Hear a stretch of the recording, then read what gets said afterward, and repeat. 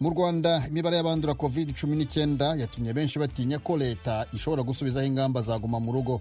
Impungenge turazifite nyinshi cyane, kandi izo mpungenge ntabwo twabura kuzigira kuko kuguma mu rugo biraduhangayikishije rwose. Dufite impungenge nyinshi cyane zikomeye. Ubu ni umwe mu batuye umujyi wa Kigali aho ubwandu bw'iyi ndwara bwiganje mu gihugu. Muri Repubulika ya Demokarasi ya Kongo ho impunzi z'Abarundi ejo zari mu myigaragambyo zisaba gucyurwa mu Burundi. Naho hano muri Amerika abayobozi b'ishyaka ry'abarepublikani baraye batangiye inama kaminuza yo kwimika ku mugaragaro Perezida Trump nk'umukandida wabo mu matora rusange zaba mu kwezi kwa 11. Ayo makuru n'ayandi ni mu kanya, duhereye kuyo hirya no hino ku isi.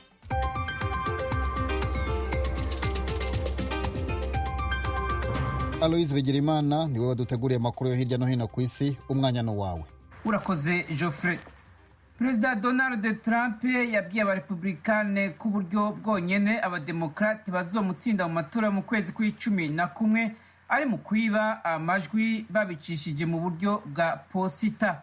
Trump yabishikirije igihe intumwa z'umugambwe w'abarepublikane ziri mu ikoraniro kaminuza ry'uwo mugambwe mu gisagara ca Charlotte muri leta ya Carolina y'uburaruko bamwemeza kuri uyu wa mbere ko ari we azowuserukira mu matora.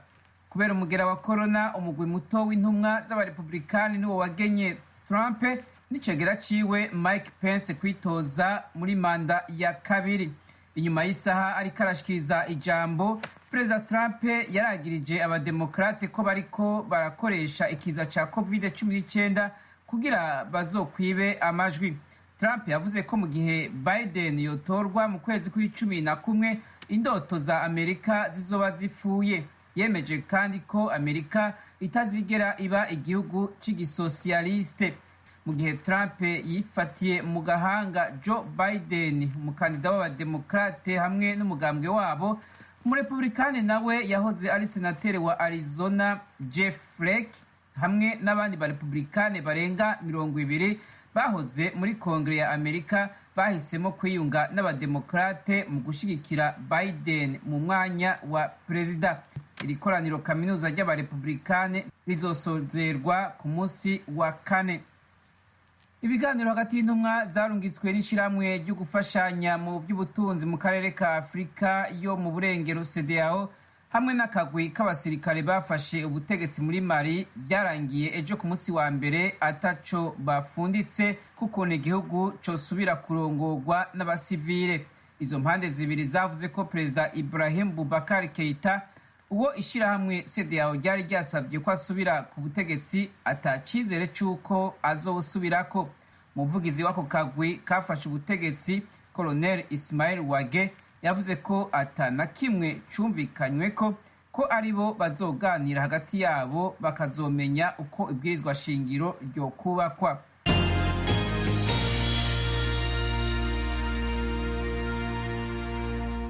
Abantu bashika kuri 70 baracagotewe mu bibomoke vy'inzu y'amagorofa 5 yabomotse ejo kuwa mbere mu gisagara ca Mahade, ni ku birometero 120 mu bumanuko bwa Mumbai mu burengero bw'Ubuhindi. Igipolisi hamwe n'abashinga amateka baragabishije ko ico gitigiri gishobora kurenga gushika ku 200. Icateye iryo sanganya ntikiramenyekana, ariko ukubomoka kw'amazu kuramenyerewe mu Buhindi cyane cyane mu bihe nk'ibi hagati y'ukwezi kwa 6 n'ukwezi kwa9 ku mazu ashaje, cyane cyane mu bihe vy'imvura. Impfu zo muri ubwo bwoko mu Buhindi zimaze guhitana abantu hafi 1,200. Leta ya Pakistan yaratumye ko intumwa z'abatalibani mu biganiro ku murwa mukuru Islamabad bigamije kurangiza intambara mu gihugu kibanyi ca Afghanistan.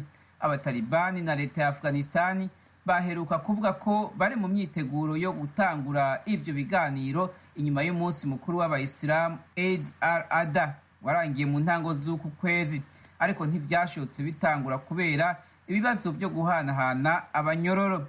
Izo mpande zibiri zimaze hafi imyaka 2 mu ntambara yahitanye ibihumbi by'abanyagihugu. Umushikiranganje wa Pakistan ajejwe imigenderanire Shah Mahmood Qureshi yavuze ko izo ntumwa ziri Islamabad kandi igice ca mbere c'ibiganiro gitangura kuri uyu munsi wa kabiri.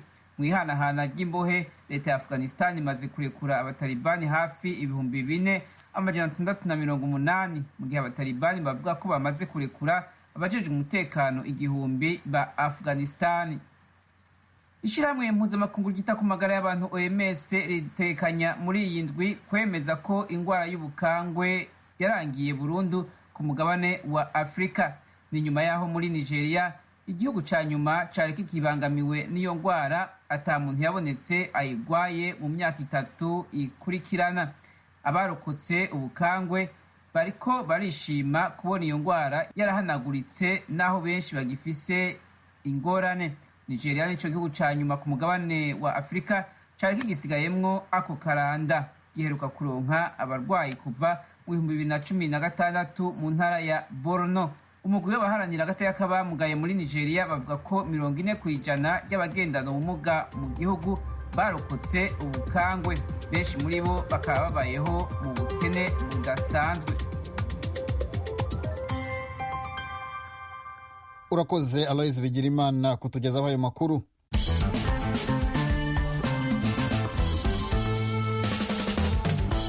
Amakuru yo mu karere k'ibiyaga bigari tuyahere mu Rwanda, aho imibare y'abandura COVID-19 ikomeje kuzamuka, yateye bamwe icyoba ko biramutse bikomeje gutya ubutegetsi bushobora kugarura gahunda ya guma mu rugo. Asumuta Kaboyi, munyamakuru w'Ijwi ry'Amerika i Kigali mu Rwanda, akomeza inkuru. Umubare w'abantu 200 banduye virusi ya corona ku munsi umwe niwo munini ubonetse kuva iki cyorezo cyagera mu Rwanda mu kwezi kwa gatatu. Uku kwiyongera kw'abandura kwatumye abaturage bashya ubwoba, ibintu bisa nk'aho ari bishya kuri benshi, kuko mbere wasangaga hari abantu bakeka ko uburyo COVID-19 ivugwamo hazamo no gukabya.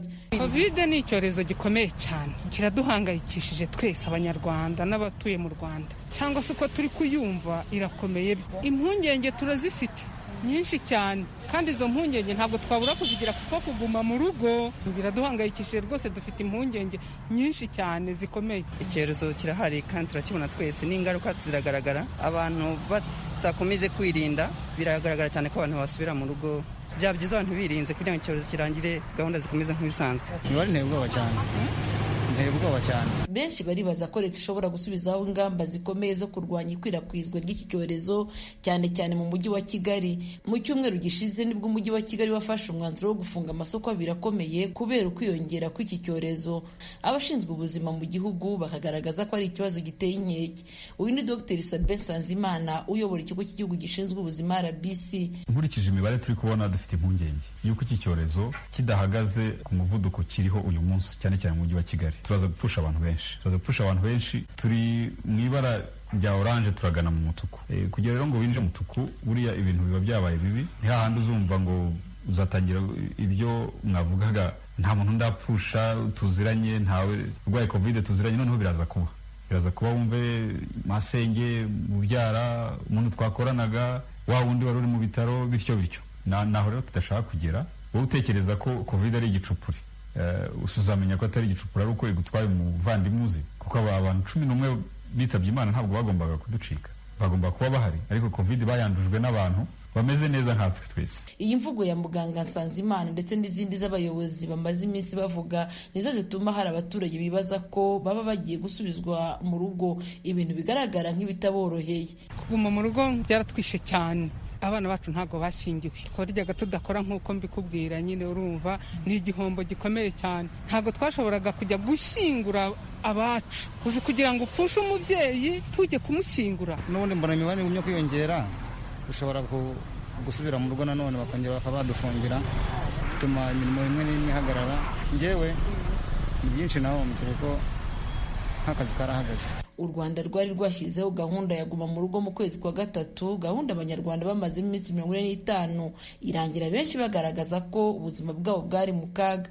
Bamwe batakaje imirimo, abandi bahura n'ikibazo cy'inzara. Kubana hagati y'abantu kuragabanuka ku buryo kongera gufungura ibikorwa bimwe na bimwe mu kwezi kwa gatanu byatumye benshi biruhutsa. Gusa nanone imibare y'abandura umunsi ku munsi yongeye gutuma bamwe bibaza ko baba bagiye gusubira mu bihe byabashaririye byaguma mu rugo. Itangazo rya Minisiteri ryo kuri iki cyumweru ryerekanaga ko umuntu wa 12 yahitanywe na COVID-19 ku butaka bw'u Rwanda ari umubyeyi w'imyaka 71. Iyi minisiteri kandi yagaragaje ko mu barwayi bashya basanganywe ubwandu 164 ari mu mujyi wa Kigali bapimwe mu masoko ya Kigali. I Rusizi habonetse 29 bapimwe mu bibasiwe kurusha abandi. I Rubavu habonetse 5, mu gihe mu karere ka Huye hakuwe 2. Kuva umurwayi wa mbere wa virusi ya korona agaragaye mu Rwanda, Minisiteri y'Ubuzima ivuga ko imaze kubona abarwayi 389 bamaze kuyandura. Abamaze gukira ni 755, mu gihe 322 bakirwaye n'abantu 12 bamaze kwitaba Imana. Assumpta Kaboyi, Ijwi ry'Amerika, i Kigali. Urakoze Assumpta. Tuve mu Rwanda tujya muri Repubulika ya Demokarasi ya Kongo, aho impunzi z'abarundi barenga 1000 ejo bakoze imyigaragambyo bava mu nkambi ya Lusenda basaba leta n'ishami ry'umuryango w'abibumbye ryita ku mpunzi HCR kubacyura mu Burundi. Baravuga ko intandaro y'iyo myigaragambyo ari uko bamaze amezi 6 nta biribwa bahabwa. Umunyamakuru wacu Vedaste Ngabo uri mu burasirazuba bwa Kongo arakomeza. Izi mpunzi ahanini zigizwe n'abagore n'abana zari zikoreye imizigo zazindutse zikora imyigaragambyo zerekeza ahakorera MONUSCO mu Rusenda, nyuma ziza gufata ibarabara ry'igihugu ryo bakunze kwita route nationale nimero 5 zerekeza Uvira, ari nayo yari inzira yo kujya mu gihugu cy'u Burundi kuko zirambiwe no kuba mu nkambi zidahabwa ibifungurwa.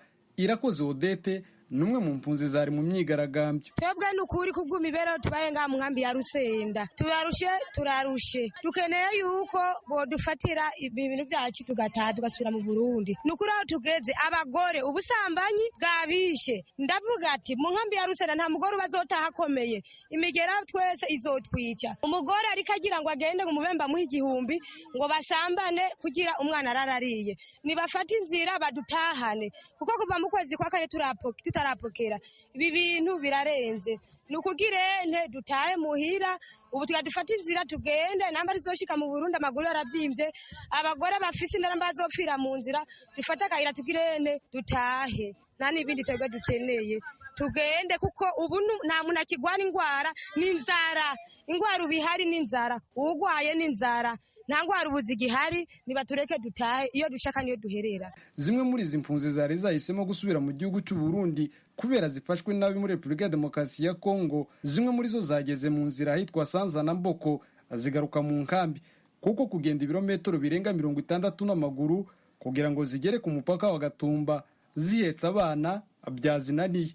Ariko hari icyo zisaba umukuru w'igihugu cy'u Burundi nubwo zagarutse mu nkambi. Dusabi leta y'u Burundi, perezida wacu aduhungure, atume abaza kuduhungura dawe, dutahe turahangayitse, twigwa dupfa ku bwinshi, dutahe perezida wacu, utume imodoka n'uno musi duhunguke, turabigusabye. Turafashwe nabi mu Rusenda turapfuye n'inzara ku bwinshi.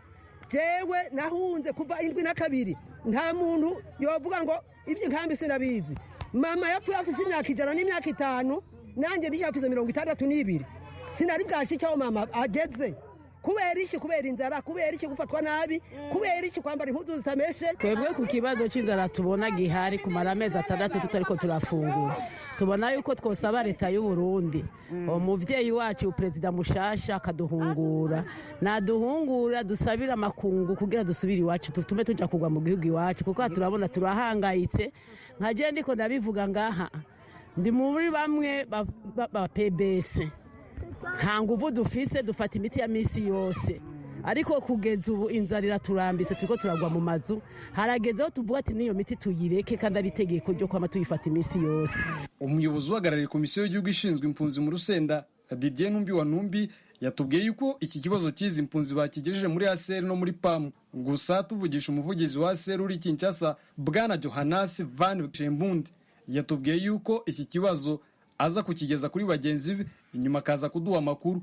Mu cyumweru gishize izindi impunzi zirenga 100 zahunze inkambi z'agateganyo za Kavimvira na Sange zerekeza mu gihugu cy'u Burundi, ariko bazihagarika zigeze ku mupaka wa Kaberagure. Vedaste Ngabo ku bw'Ijwi ry'Amerika, Uvira mu Ntara Kivu y'Epfo. Tuje mu Burundi aho Perezida Evariste Ndayishimiye ejo yibukije abakozi bakomeye ba leta bose ko mu byumweru 2 biri imbere bazatangira gusabwa kumenyekanisha imitungo yabo mu rwego rwo kubahiriza gahunda yo kurwanya ruswa no gucungana mu mutungo w'igihugu.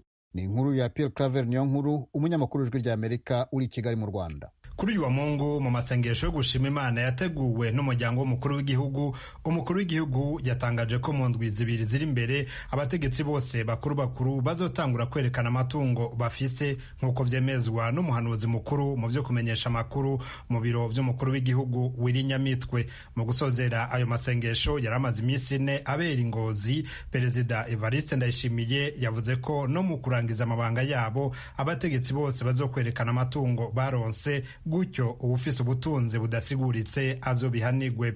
Abagwanya ibiturire n'isesagurwa ry'amatungo ya leta barashima iyo ngendo. Mu kiganiro cihariye yahaye Ijwi ry'Amerika, Gabriel Rufyiri atwara Olicom arasigura ingaruka nziza zo kwerekana amatungo abategetsi bafise bagitangura amabanga yabo. Nuko inzego zibijejwe ariho zihera kugira ngo zirabe vy'ukuri yuko batagize ubutunzi butagira insiguro, ico twita mu gifaransa enrichissement illicite.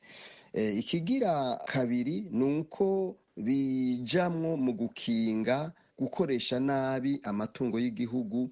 Ikigira gatatu nuko baheza bagakora batiyumvira ivy'inda zabo n'ivy'inyungu zabo, ahubwo baca bitaho ivy'abanyagihugu n'igihugu muri rusangi, bagaca babumbwa n'umushahara wabo gusa. Ikigira kane bigira ko akamaro nuko ubutunzi bwari kuja mu minwe y'akagwi k'abantu bakeyi, buca busaranganywa hagati y'abarundi bose, ico twita mu gifaransa redistribution des ressources. N'igihe yatangura amabanga yiwe mu kwezi kwa gatandatu guheze, Perezida Ndayishimiye yari yashikirije ko atazokwihanganira abagira ibiturire n'abanyonora amatungo ya leta. Ubushikiranganje bwatanguye gushira mu ngiro iyo ngendo nubwo umutekano n'intwaro y'agati mu gihugu nk'uko vyashikirijwe n'umuvugizi wabwo. Mu mezi abiri aheze abapolisi barenga 15 n'abajejwe intwaro barahagaritswe mu kazi kabo, abandi nabo nk'abacamanza no gwaruka gwegamiye umugambwe uri ku butegetsi gwitwa Imbonerakure barafatwa barafungwa. Ivyo vyabaye mu ntara za Makamba, Rutana na Cibitoke, aho ndetse abo bagirijwe gusahura no kwiba abanyagihugu bariko barakurikiranwa n'ubutungane. Ishami ya Olicom rigwanya ibiturire ribona ko ari intango nziza. Tubona bahereye Makamba bakaja Ibubanza, umengo ni mu Cibitoki n'ahandi hatari hake, ku bapolisi mu mabarabara n'ahandi, turubona neza yuko hariko harafatwa ingingo zituma mu vy'ukuri umuntu yoshobora gutangura kugira icizigiro. Tugaca rero dusaba yuko iyo ngendo nziza yatanguye yobandanya, umunyagihugu agiye kwitura ubutungane, agiye kwitura inzego z'igihugu, akagenda azi yuko atunganizwa neza, atarenganywa kubera atabanje gutanga ingemu. Ntandwi zibiri zari bwahere, Pierre Nkurikiye umuvugizi w'ubushikiranganje bw'umutekano n'intwaro y'agati mu gihugu yari yasiguriye Ijwi ry'Amerika ko n'abandi batware bajya ibiturire n'abanyonora amatungo ya leta batazokwihanganirwa atakuraba nkunzi. Ubu ntavyo gufina bikihari. Abapolisi bose aho bariko barakorera bavyumve yuko iki ari igikorwa gitanguye kandi gica kibandana. Umupolisi wese ajamo asubira mu bintu vyo kugira igiturire canke gukora yandi makosa atandukanye acafutwa. Tubaberetse kugira ngo dutange akarorero bavyumve, baza bamaze kubafuta ubwo bw'ipolisi. Ubutungane buraca bubandanya ivyabo, ni n'ubutumwa buhambaye kujejwe intwaro wese. Muntu iwawe bya biyoga biyayura umutwe bikiriko biribonekeza, bya bitabi n'ibindi biyayura umutwe bikiriko biribonekeza, cacana bo kumbibe abantu bakiriko barajana umwimbu hanze, ube ubona ibishikiye abambere.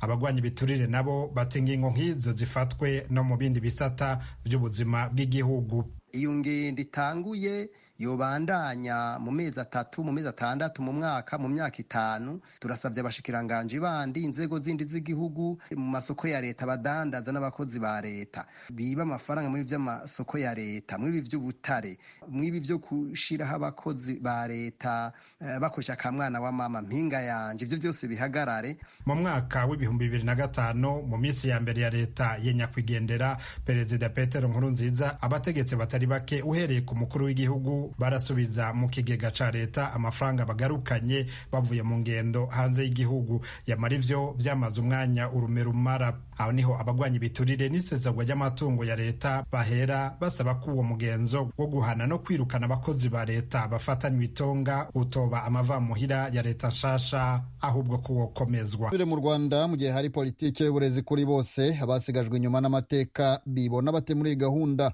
Bamwe muri bo barasaba leta kubitaho by'umwihariko, haba kwiga no kubona imirimo bashoje amashuri. Umunyamakuru w'Ijwi ry'Amerika Claude Ganza Munyamagana uri mu burengerazuba bw'u Rwanda araduha inkuru irambuye. Ku byo bagenda badukorera tubona badashaka ko dutura hano. Ni umwe mu baturage bo mu mudugudu wa Bwiza mu kagari ka Bisizi ho mu murenge wa Nyakiriba mu karere ka Rubavu. Arasobanura icyo we na bagenzi be bita kwibasirwa n'abitwikira ijoro bakabiba, kandi ubu bujura bukaba bwisubiramo ku bantu bamwe mu minsi ikurikiranye. Aba baturage bakeka ko kwibwa kwabo gufite ikindi kibyihishe inyuma nk'uko babivuga. Icyo mbona kibyihishe inyuma uko nkeka ni uko dutuye turi babiri aho ngaho, tukaba duturanye n'abandi baturage basanzwe, nyuma yaho akaba twe batoteza. Narero nkasanga ari nk'itoteza, kuko kugira ngo bikube inshuro ebyiri duturanye n'abandi, nkasanga hari igihe nakekamo n'ingengabitekerezo. Ahubwo ikibyihishe inyuma rero mbona ari umutekano muke mu kutadushaka, hari yuko turi hano umwihariko rero n'abari ubwoko runaka, ukuzira mu cy'umuntu ari cyo mbere ni icy'umuntu ari cyo yaziraga, ni ukutugendaho bashaka ko tutagomba gutura aho ngaho. Ubu ngubu kubona abantu batatu basangiye bava indimwe baterwa iminsi 3. Aba baturage bavuga ko atari ubujura bisanzwe, ahubwo ari n'ubugizi bwa nabi bubibasiye, kuko kubagira ihene mu nzu yazo nyuma bagatwara inyama bishobora kuba byari nk'umutego kugira ngo bene zo babyuke nabo bababone urwaho babice. Ku byo bagenda badukorera tubona badashaka ko dutura hano. Twazanye inka barazitwiba dusigariraho. None ubu nari mfite ihene nkuru 2 z'amajigija, ejo barazibaze nijoro mu nzu yazo. Ubwo rero twebwe icyo twasaba ni ukugira ngo leta dusabire umutekano ubugingo bwacu, naho abaturanyi bo turabona badashaka ko dutura hano, kuko ni amahirwe zirahe nubwo zaraturengeye, natwe iyo batubona bazaga kutwica. Ni ubugingo bwacu, y'izo hene batazibaga bari kutubaga.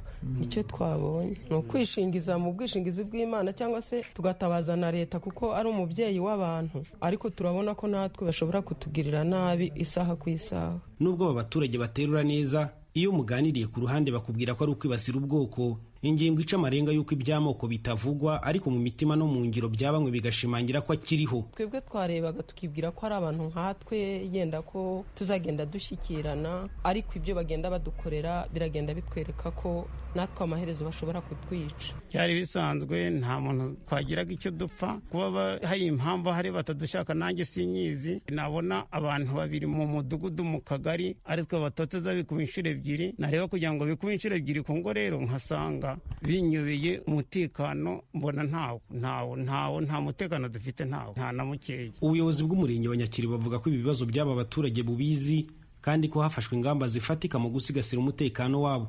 Tuyishimiye Jean Bosco uyobora umurenge avuga ko bamwe mu bakekwaho ubugizi bwa nabi bafashwe, hakaba hagishakishwa n'abandi baba barafatanyije. Icyo nababwira ni uko njye ubwanjye nimugoroba abo baturage nabarebye, turaganira, bashira ubwoba, bashira impumu, turi kumwe ubuyobozi, kandi ikimenyetso twabaha ni uko abo bajura twamaze kubafata. Bashira impumu rero, bashira impungenge, turi kumwe nabo, kandi nizera ko nta kibazo bazagira turi kumwe nabo. N'uzashaka guteza ikibazo azafatwa kandi ahanwe nk'uko amategeko abiteganya. Icyo rero twakora ni ugukomeza tugakaza irondo, ndetse tugakomeza gufatanya n'abaturage kurinda umutekano kugira ngo batakomeza kwibasirwa. Mu mirenge itandukanye yo mu karere ka Rubavu hamaze iminsi havuga ubujura buciye icyuho, ndetse bamwe mu babigizemo uruhare bagafatwa bagashyikirizwa inzego zibishinzwe. Umuyobozi w'akarere ka Rubavu Bwana Habyarimana Gilbert avuga ko ibikorwa byo gushakisha abahungabanya umutekano w'abaturage bigikomeje. Hagiye ubujura butabayeho buriya. Ubujura igihe cyose bwagiye bubaho, ahubwo icyo cyo tuba tugomba gukaza ni ingamba zo kugira ngo tubukumire. Muri iyi minsi ni ibikorwa bikomeye biri gukorwa, n'ubundi birakomeje. Rero abatarafashwe muri iyi minsi barafatwa uyu munsi cyangwa bazafatwa ejo. Icyo dukeneye ni uko dukomeza kubaka ubufatanye kuri uru rwego. Claude Ganza Munyamagana mu burengerazuba bw'u Rwanda ku bwa Radio Ijwi ry'Amerika. Inshuti mukomeje kudutega amatwi, amakuru yacu yo muri iki gitondo naha tuyasoreje. Nshimiye mwe mwese mwari muduteze amatwi, na bagenzi banjye bamfashije gutegura aya makuru. yegeranijwe na Fasil Gabehu, yarahagarariwe na Etienne Karekezi. Ndi Jeffrey Mutagoma, mukomeze kumererwa neza.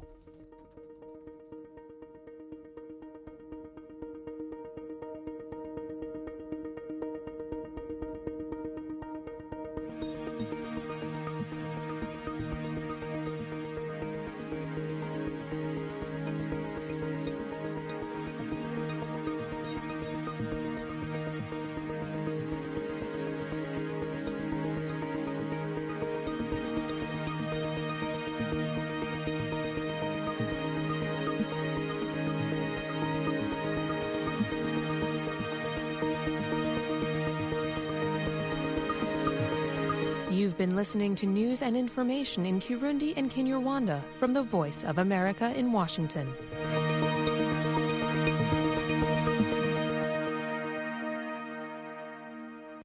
Radio Ijwi rya Amerika yabaye igisubizo cyacu. Radio Ijwi rya Amerika yo yabaye igisubizo cyacu. Mu guterera igihugu cy'u Burundi yabaye igisubizo cyacu. Mu gutanga ijambo mu banyagihugu yo yabaye igisubizo cyacu.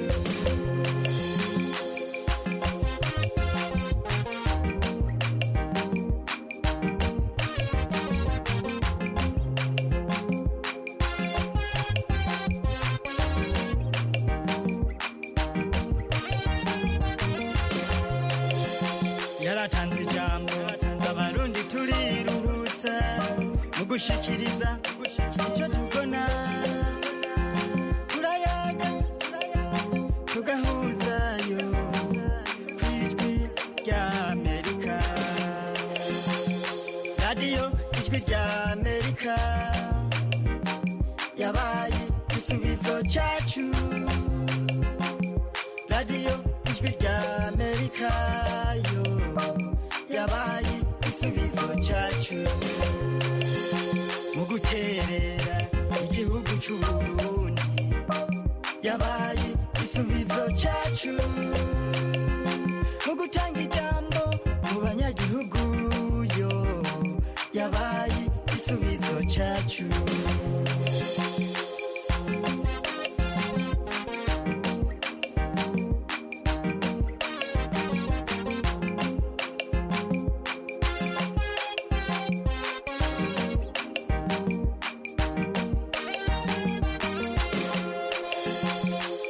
Abakozi b'akarorero batanga amakuru ahumuriza, baratanga ijambo kuri bose yo batavangura.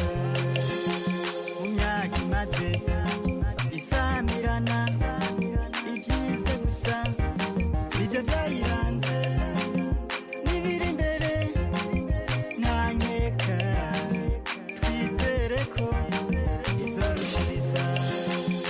Radio Ijwi rya Amerika yabaye igisubizo cyacu. Radio Ijwi rya Amerika yo yabaye igisubizo cyacu.